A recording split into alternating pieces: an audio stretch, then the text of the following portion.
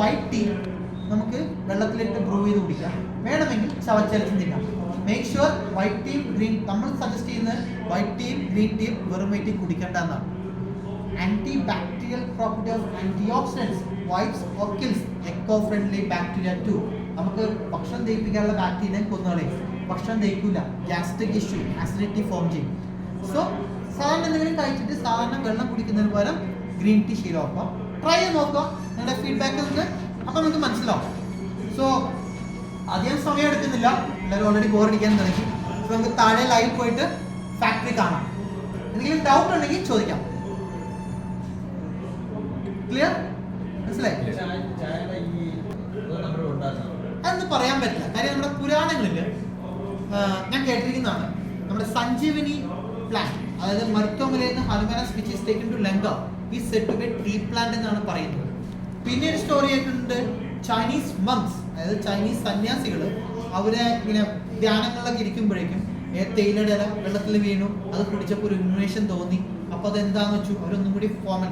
പക്ഷെ ആ സമയത്ത് നമ്മളെ സ്ട്രൈക്ക് ചെയ്യണ ഒരു ഡൗട്ട് ഉണ്ട്, ഈ ഇല ഇങ്ങനെ തന്നെ വെള്ളത്തിലുള്ള ഇൻഫർമേഷൻ കിട്ടിക്കഴിഞ്ഞാൽ ഞങ്ങളൊക്കെ വെറും പേര് മരിച്ചു, കാര്യം വെച്ചിട്ടുണ്ടെങ്കിൽ പ്രോസസ് ചെയ്യേണ്ട ഫാക്ടറി ആവശ്യമില്ല.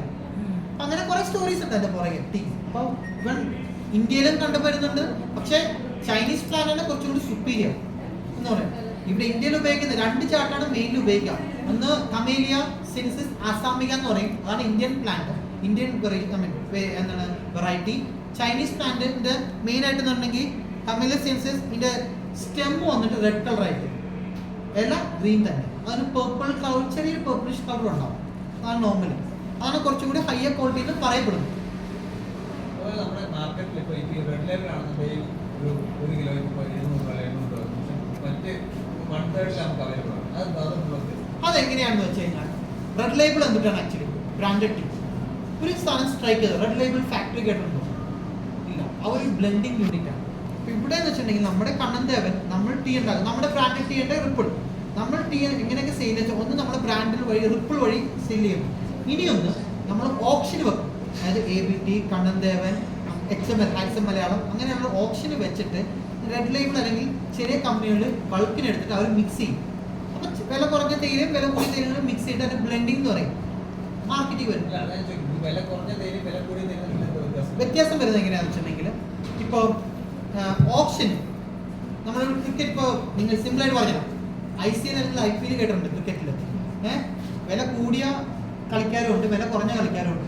വില കൂടിയ കളിക്കാരെ അഫോർഡ് ചെയ്യാൻ പറ്റാത്ത ആൾക്കാർ എന്ത് ചെയ്യും? കളിക്കാൻ അറിയാവുന്ന വില കുറഞ്ഞ ആൾക്കാരെ ഇത് ചെയ്യും. അതായത് ഇപ്പോൾ എന്താ പറയുക, ABT എന്ന് പറഞ്ഞ കമ്പനി ബ്രാൻഡഡ് കമ്പനിയാണ്, കണ്ണൻദേവത്തിന് ബ്രാൻഡ് കാണും. അവർ റിജക്ട് ചെയ്ത പ്രൊഡക്റ്റ് പിന്നെ ഒരിക്കലും ആ 150 രൂപ എന്ന് പറഞ്ഞാൽ ആ 150 പോകില്ല. അപ്പോൾ അതിന് വില കുറയ്ക്കാൻ അവർ റിജക്ട് ചെയ്താൽ പിന്നെ നമ്മൾ എടുക്കണേ, അപ്പോൾ ഓട്ടോമാറ്റിക് തന്നെ മാർക്കറ്റ് വാല്യൂ ഇടിക്കും. എൻ്റെ സ്യൂട്ടബിൾ ബ്ലെൻഡ് അല്ല അത്, എനിക്ക് ആവശ്യമുള്ള ബ്ലെൻഡ് അല്ല അത്.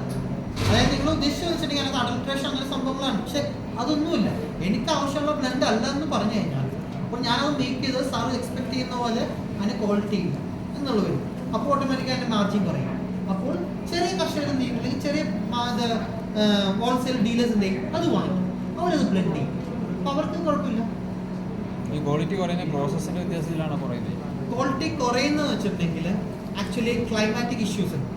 ക്ലൈമാറ്റിക് തേയില നുള്ളുന്നത് തൊട്ട് ക്ലൈമാറ്റിക് ഇത് നമ്മൾ പറയും. കാര്യം ചില ഞങ്ങളുടെ സൂപ്പർവൈസേഴ്സ്, സീനിയർ സൂപ്പർവൈസേഴ്സ് ഒരു ചെടി കണ്ടാൽ ആരാ നുള്ളിയെന്ന് പറയും. അപ്പോൾ അവിടെ തുടങ്ങും ക്വാളിറ്റി പ്ലക്കിംഗ് തുടങ്ങുന്നില്ല. ഇപ്പോൾ സിസേഴ്സ് ഉപയോഗിക്കുന്നുണ്ടെങ്കിൽ പോലും നുള്ളുന്ന കാണുമ്പോൾ അറിയാം. ചിലപ്പോൾ 2 ലീഫിന് 3 ലീഫിൻ്റെ എടുക്കുന്നിടത്ത് 5-6 ലീഫ് എടുത്ത് വന്നു കഴിഞ്ഞാൽ ഓട്ടോമാറ്റിക്കായിട്ട് സപ്പോസ് ഇവിടെ ലീഫ് കണ്ടു, ഇത് ഈ സ്റ്റെമ്മ് കൂടുതലായി കഴിഞ്ഞാൽ തണ്ടും കാര്യം കൂടുതൽ, ടീയുടെ കണ്ടന്റ് കുറവായിരിക്കും. അപ്പോൾ അതിന് വ്യത്യാസം വരും. അങ്ങനെ പല വ്യത്യാസമുണ്ട്. ഇനി ക്ലിയർ? താഴെ കാണാം.